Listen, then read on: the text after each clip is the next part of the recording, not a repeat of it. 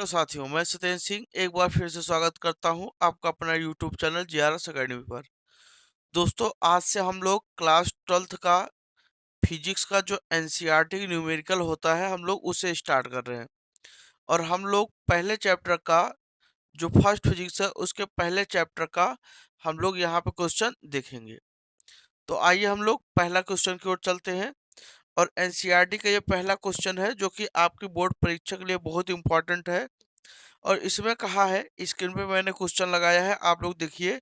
Y में एक दूसरे से 30 सेंटीमीटर दूरी पर रखे दो छोटे आवेशित गोलों पर क्रमशः 2 × 10⁻⁷ तथा 3 × 10⁻⁷ कूलम्ब आवेश है, उनके बीच कितना बल है। ठीक है ना।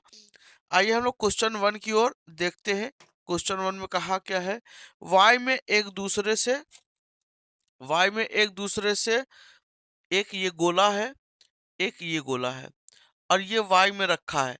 और ये एक दूसरे से कितनी दूरी पे है, 30 सेंटीमीटर की दूरी पर है।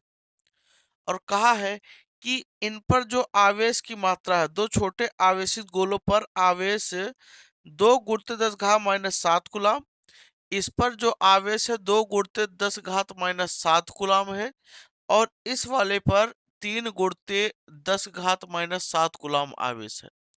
इन दोनों गोलों पर इतना आवेश का मान है। कह रहा है इनके बीच लगने वाला बल ज्ञात कीजिए, कितना बल लगेगा। ठीक है ना। अब यहाँ पर दोस्तों हम लोग जानते हैं Q1 का मान कितना हो गया, 3 × 10⁻⁷ कूलम्ब। Q2 का मान हो गया 3 गुण ये Q1 का मान कितना, 2 × 10⁻⁷ कूलम्ब। Q2 का मान 3 × 10 कितना, -7 कूलम्ब। ठीक है।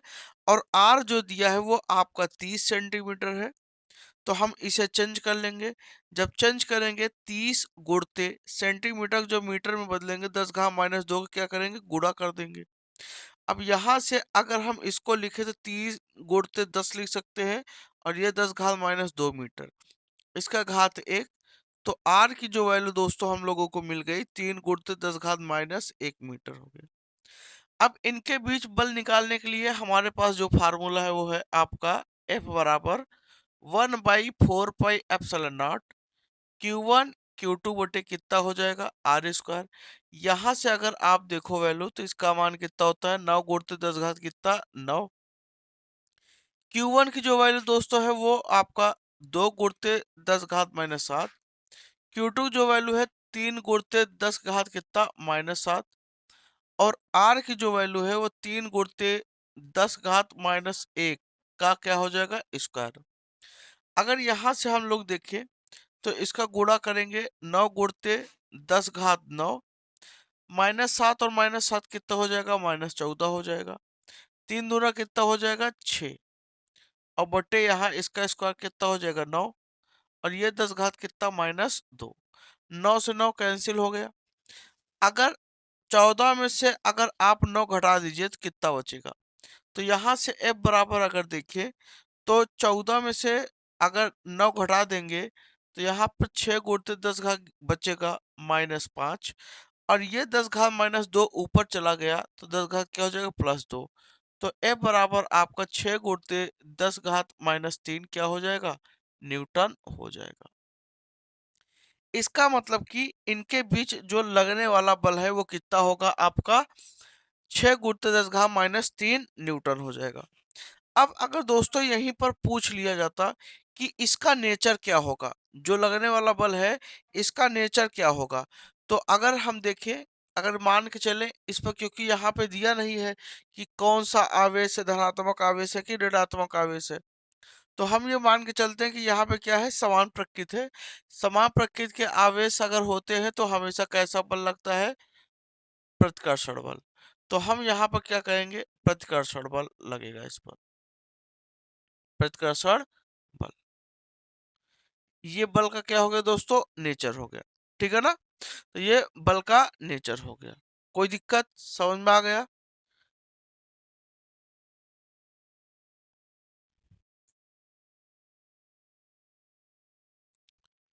आइए हम लोग दूसरे क्वेश्चन की ओर चलते हैं, देखते हैं दूसरे क्वेश्चन में क्या दिया है।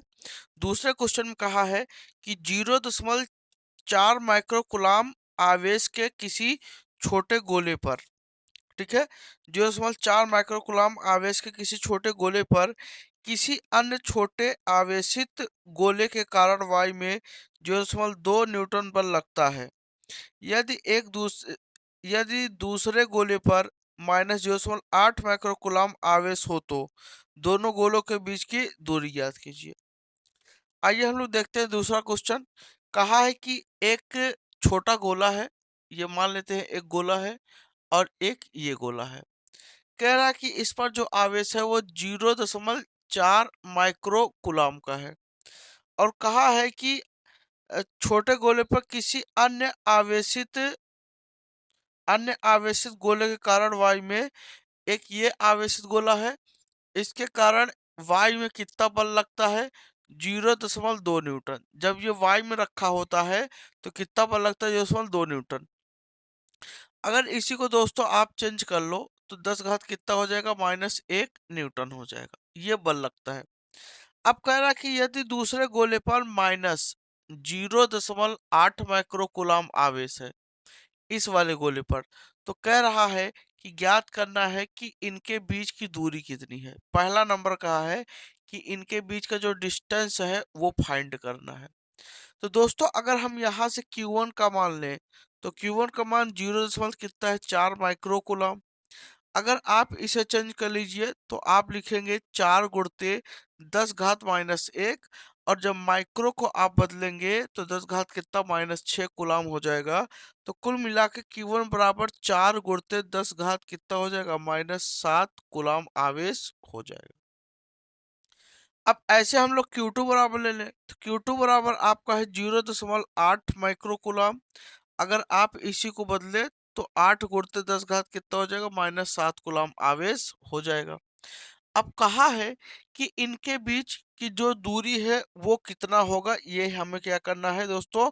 ज्ञात करना है। तो आप जानते हैं कि F बराबर formula 1/4 pi epsilon not Q1 Q2 बटे कितना हो जाएगा? R square. और यहाँ से F का जो मान है वो कितना है? 2 गुणते 10 घात कितना? -1।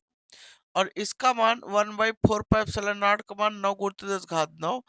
Q1 का मान दोस्तों कितना है? 4 गुणते 10 के घात कितना? -7। और Q2 का जो मान है वो आपका 8 गुणते 10 घात कितना हो जाएगा? -7 हो जाएगा बटे आर स्क्वायर। आर स्क्वायर को आप इधर ले लीजिए, इनको इधर कर दीजिए, तो आर स्क्वायर बराबर आपका, तो यहां से अगर आप देखिए तो यहां से आपका 9 गुणते 4 गुणते 8, और यहां से 10 घात कितना हो जाएगा दोस्तों? 9। और ये 7 7 14, 10 घात कितना? -14। और यहां से बटे ये नीचे आएगा 2 गुणते 10 घात कितना? -1। अगर आप इसे काट दें, अगर आप इसे काटें, 2 से 2 दूना 4 हो जाएगा, 8 दूना 16। तो आर स्क्वायर बराबर कितना हो जाएगा? 9 गुणते कितना हो जाएगा? 8 दूना 16। और यहां से अगर आप एक घात से घात काटे तो माइनस कितना बचेगा? 13 बचेगा। और 13 से 9 का कितना बचेगा? -4। 9 4 13 हो जाएगा, -4 हो जाएगा। अब आर स्क्वायर टू अगर ले तो इसका स्क्वायर रूट हो जाएगा। 9 गुणते कितना हो जाएगा? 16, और ये 10 घात कितना? -4। अगर आप यहाँ से इनका बच्चों वर्गमूल निकालिए तो क्या हो जाएगा? आर बराबर 9 का वर्गमूल 3, 16 वर्गमूल 4, और ये 10 घात कितना? -2। 4 तिहाई 12, 12 गुणित 10 घात कितना? -2 मीटर। इसका मतलब कि ये एक दूसरे से 12 गुणित 10 घात -2 मीटर की दूरी पर है। अगर आप इसको क्या लिख सकते हैं? 12 सेंटीमीटर। क्यों? क्योंकि 10 घात -2 मीटर को आप लिख सकते हैं सेंटीमीटर, ठीक है ना? तो ये 12 सेंटीमीटर। तो ये डिस्टेंस आ गया। ये इसके पहले पार्ट में पूछा था, पहला पार्ट ए वाले में पूछा था कि डिस्टेंस निकालिए। दूसरा जो इसका पार्ट है, द्वितीय गोले पर प्रथम गोले के कारण कितना बल लगता है। तो देखिए कह रहा है कि द्वितीय गोले पर अगर ये इस पर इतना बल लगाता है, जिस बल 2 न्यूटन का बल लगाता है, तो दूसरा वाला क्या करेगा? पहले वाले गोले पर कितना बल लगाएगा? मेरे बच्चों आपने पढ़ा है कि अगर दो गोले हैं, एक दूसरे से कुछ दूरी पर रखे हुए हैं, उनके बीच का डिस्टेंस r है, तो उन पर कितना बल लगता है, इतना बल लगता है, ये तो आपने पढ़ा है कूलाम के नियम के आधार पर। और आप जानते हैं जो कूलाम का नियम है, कूलाम का जो नियम है, ये आपका एक्शन रिएक्शन को फॉलो करता है, एक्शन रिएक्शन लॉ को फॉलो करता है, एक्शन रिएक्शन लॉ को फॉलो करता है। इसका मतलब क्या है कि जितना ये इस पर बल लगाएगा उतना ही ये इस पर बल लगाएगा। तो इसका मतलब कि जो यहाँ पे कहा है कि द्वितीय गोले पर प्रथम गोले के कारण कितना बल लगता है, तो आप सीधा सीधा बी वाले में आप लिख सकते हैं कि द्वितीय गोले पर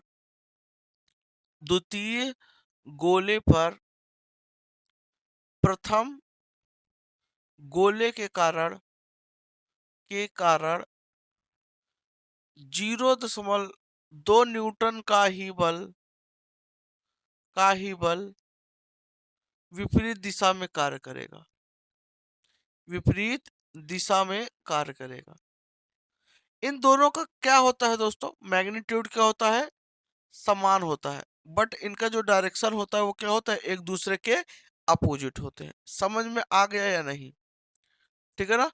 तो उम्मीद करता हूँ ये आपको ये दो के दोनों क्वेश्चन समझ में आया होगा। मिलते हैं हम लोग नए क्वेश्चन में, अगले तीसरे नंबर क्वेश्चन में।